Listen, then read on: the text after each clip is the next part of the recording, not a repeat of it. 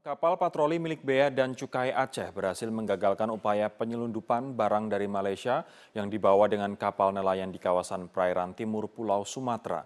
Seluruh barang bukti disita petugas dan 4 anak buah kapal ditangkap.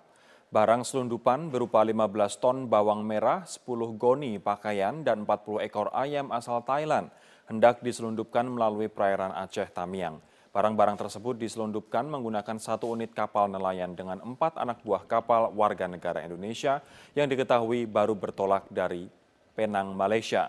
Seluruh barang diselundupkan melalui jalur laut dengan memanfaatkan dermaga tikus yang nantinya akan dibawa melalui jalur darat untuk diedarkan ke pasar tradisional di Medan. Maraknya barang selundupan ini diyakini dapat merusak industri dalam negeri. 4 anak buah kapal ditangkap dan seluruh barang bukti sitaan langsung dibawa ke dermaga Bea dan Cukai di Belawan. Ya, pakainya keluar kan.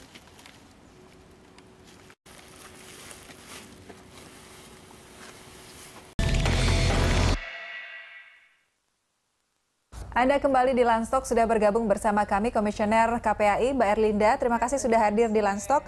Mbak Erlinda, ini langsung saja hasil dari penelitian Yayasan Lentera Anak, 85% ini sekolah dikepung oleh reklame rokok. Kemudian dari survei Komnas PA di tahun 2012, 99,6% remaja ini terpapar iklan rokok luar. Hanya 0,4 digit luput ya.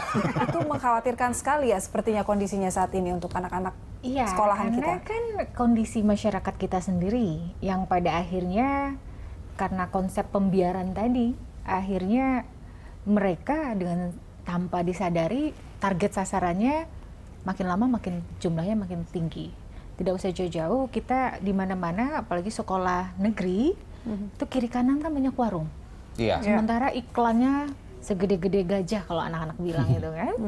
Otomatis kalau kita balik ke ilmu psikologi, apa yang dilihat anak-anak ya, itu kan langsung diserap ke otaknya. Walaupun memang kita apresiasi sama Pemprov DKI, di mana baliho-baliho tentang rokok untuk jalan-jalan utama kan tidak diperkenankan, gitu. Tapi Pemprov selain DKI kan masih menayangkan iklan luar biasa. Oke, itu dari sisi iklannya. Dari sisi regulasi pun juga kan tidak dijalankan, bahwa anak-anak kita tidak diperbolehkan untuk menjadi target sasaran, entah itu anak sekolah dasar maupun anak-anak remaja SMP SMA. Namun amat disayangkan pada saat kita tahu ada data anak-anak kita yang baru lulus SMA itu mereka sudah menjadi salah satu iklan rokok. Ini kan yang kita prihatinkan. Artinya apa? Paradigma dari orang tua itu sendiri pun juga adanya pembiaran, ya. Adanya permisif begitu ya? Iya, seolah-olah dari ya udah, cuman iklan rokok kok. Oke, once. Berikutnya, anak-anak kita jago nih, mereka dalam bakat apa? Olahraga.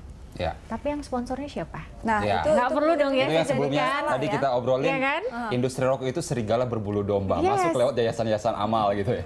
Yang kami inginkan harapkan tuh adalah dari pemerintah tuh ketegasan terhadap foundation ini sejauh mana mereka memberikan dukungan. Tapi kami dari Komisi Perlindungan Anak Indonesia, no, foundation yang labelnya rokok kami tidak menerima untuk anak-anak kami diberikan fasilitas untuk pengembangan minat bakat.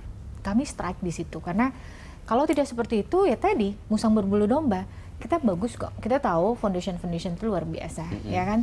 Tapi kita inginnya mereka membantu, tapi tidak ada embel-embel, ya, tidak menjadi duta dari iklan mereka, tidak menjadi kalau memang ingin membantu silahkan membantu, tapi tidak harus ada jargon-jargon dari si iklan rokok tadi. Tapi gitu. Memang masalahnya dari pendidikan, olahraga itu banyak beasiswa yang kemudian diberikan oleh foundation yang bergerak jumlahnya di bisnis besar. Rokok dan jumlahnya besar dan mereka cukup masif ya memberikan beasiswa itu ya. Pertandingan internasional di Indonesia salah satunya juga perusahaan rokok menjadi sponsor utamanya. Ini dilema. Oke. Kita tahu dong pengembangan minat bakat tidak murah. Iya. Bahkan cenderung sangat mahal. Iya. Apalagi untuk anak-anak yang berkebutuhan khusus. Sekarang pertanyaannya, apakah mampu pemerintah daerah memberikan fasilitas itu? Ya kan? Kan sangat minim sekali pemerintah daerah memberikan fasilitas kepada anak-anak yang mempunyai potensi atau minat bakat. Lagi-lagi yayasan itu lagi, foundation itu lagi. Ya, dengan imbalan ya tadi akhirnya si malakama, orang tua pada dasarnya ingin, oke, anak saya tidak terpapar itu, tapi mereka sendiri ingin memfasilitasi anak-anak mereka untuk pengembangan minat bakat dan mereka punya multi talent yang luar biasa, tapi tidak sanggup. Baik. Akhirnya seperti apa? Mbak Erlinda tadi sebelumnya Bu Lisda sudah mengatakan bahwa pusat itu lemah mendukung support terhadap, misalnya di DPR kita selalu terkendala banyaknya kong-kali-kong begitu. Kemudian pemerintah pusat juga kemarin itu di Istana Merdeka berharap bahwa ada Presiden Jokowi yang merespon itu. Advokasi dari KPAI sendiri seperti apa untuk bisa mengusahakan ini bisa goal gitu? Tiap hari kita kayaknya mendengarkan seperti ini, nggak akan pernah tercapai gitu. Itu tadi, KPAI sudah terdengar lah gaungnya bahwa kita adalah provokator beriman ya. Kita melalui strategi-strategi kita, ayo kita menyuarakan. Jadi kita yang memprovokasi suara-suara yang di bawah hampir nyaris tertelan dengan isu-isu yang lebih eye-catching. Entah isu hate speech, entah isu pilkada, entah isu-isu yang lain. Isu yang ini sepertinya tenggelam. Nah oleh karena itu ya KPAI mempunyai strategi lebih lanjut ya kita bersama masyarakat bawah untuk kita nanti bersama-sama dengan rekan-rekan kita yang ada di komisi-komisi, mereka juga harus aware seperti itu karena mereka yang di atas pun juga kalau kita tidak berikan pemahaman mereka juga tidak ada rasa. Mbak Erlinda, apa yang bisa dilakukan oleh pemerintah pusat, pemerintah daerah untuk bukan menolak mungkin ya, memang tidak ada sama sekali lah foundation yang berbisnis rokok ini untuk menjadi sponsor, memberikan beasiswa kepada sekolah-sekolah, atau mungkin memang pemerintah daerah tidak cukup mampu untuk mengakomodir prestasi siswa yang ada di daerahnya sehingga melibatkan. Sebenarnya masalahnya cuma kecil. Foundation. Apa itu? Tapi sekali lagi ini masalah kecil tapi pada akhirnya masalah besar. Iya. Sebenarnya balik-balik semua ke mental. Mentalitas dari personal mereka, ya, mentalitas yang ada di anggota dewan. Tidak semua mental-mental mereka itu yang, mohon maaf, mereka peduli. Banyak juga mentalitas-mentalitas dari oknum di sana.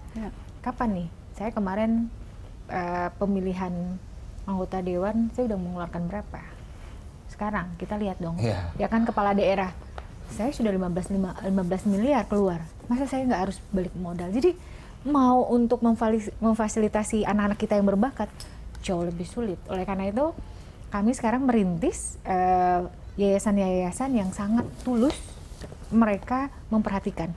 Walaupun mungkin jumlahnya nggak banyak, hanya sekedar belasan orang, tapi benar-benar pengrekrutan itu ada. Contoh kecil misalnya Yayasan Pandawa-Care, kita membentuk anak-anak yang orang tuanya kalau untuk segi finansial itu minim, tapi untuk mereka punya bakat dan yang lainnya itu mereka luar biasa. Kita kerjasama dengan guru-guru yang punya keterampilan profesional, kita bayar subsidi silang. Oke, banyak hal sebenarnya yang bisa dilakukan tanpa melibatkan perusahaan rokok untuk memberikan beasiswa kepada para siswa begitu ya di tiap sekolah. Tapi kalau misalnya menunggu mental dari anggota DPR untuk itu mendukung, sulit, kayaknya kita nggak maju-maju begitu ya. Tapi kan nawacita kan di situ menyematkan bahwa revolusi mental. Kita tagih dong janjinya Pak Jokowi JK. Dan tadi Bu Lisda mencontohkan ada banyak siswa justru yang memulai dari dirinya sendiri karena mereka takut sendiri untuk terpapar rokok. Bu Lisda benar tidak? Pada saat anak sudah terpapar rokok, mereka mau lepas, mau move on itu tanpa sulit rokok, ya, Bu Lisda, itu sangat sulit. Makanya kenapa kami lebih memilih untuk melakukan sesuatu lebih awal, mencegah. Karena kalau sudah merokok, itu ada pekerjaan PR yang paling besar, sulit sekali. Jadi lebih baik kita mencegah supaya anak-anak itu tidak merokok. Jangan coba dulu merokok, itu sebenarnya prinsipnya. Baik, Bu Lisda, apa yang bisa disampaikan ini terkait dengan semakin masifnya iklan rokok yang mengepung sekolah dan pencegahan untuk anak-anak agar tidak menjadi penikmat rokok ini. Agar nggak jadi target industri rokok gitu. Tentu pertama kami menghimbau semua sekolah, semua dinas pendidikan di seluruh Indonesia dan Pemda di seluruh Indonesia untuk mari perhatikan sekolah-sekolah kita. Sudah banyak peraturan yang menetapkan sekolah itu kawasan tanpa rokok, tidak boleh ada iklan rokok. kami siap bekerja sama. Kalau sekarang kami lakukan itu di 5 kota di 90 sekolah, kami siap bekerja sama dengan seluruh Indonesia untuk memperluas kegiatan ini. Dukungan masyarakat sangat banyak di media sosial kami, di email kami, personal chat itu semua mendukung. Bagaimana cara bisa terlibat. Tapi memang ini nggak bisa dilakukan sendirian. Itu sebabnya salah satu yang akan kami lakukan, kami akan bertemu dengan Pak Menteri Pendidikan, kami akan bawa perwakilan guru dan siswa. Kami ingin menunjukkan ini sudah berhasil dan ini layak untuk dikembangkan, layak untuk diteruskan. Ya, kalau perusahaan rokok adalah sebuah kekuatan besar yang tampaknya susah untuk dikalahkan, mungkin kita perlu mengundang kekuatan korporasi besar untuk melawan itu. Itu seperti itu bisa nggak, Bu Lisda? Sebenarnya gini Mas, perusahaan rokok itu sebenarnya takut sama anak muda, sama anak-anak. Karena anak-anak itu pasar potensi mereka. Kalau anak-anak itu bilang tidak, kami tidak akan merokok, kami tidak akan tertipu oleh rayuan kamu, maka perusahaan rokok bangkrutlah dia. Itu betul, bangkrutlah dia. Jadi itu sekarang yang sedang kita galakan. Ayo anak-anak, ayo adik-adik, kalian harus bersuara tidak. Tanamkan kebencian positif, kebencian kepada rokok. Pakai bahasa kami tolak jadi target. Karena kalian dari rayuan-rayuan yang menggoda gitu ya. Tolak dari targetnya industri rokok, perusahaan rokok. Karena dengan itu kalian bersuara, dengan itu kalian berani menunjukkan siapa diri kalian. Dan itu bisa dimulai dari lingkungan paling kecil keluarga, kemudian ke sekolah-sekolah juga beri perhatian, dan pemerintah daerahnya, kepala daerahnya juga harus aware terhadap permasalahan ini. Baik, terima kasih Bu Lisda, terima kasih Mbak Erlinda sudah hadir di Landstalk.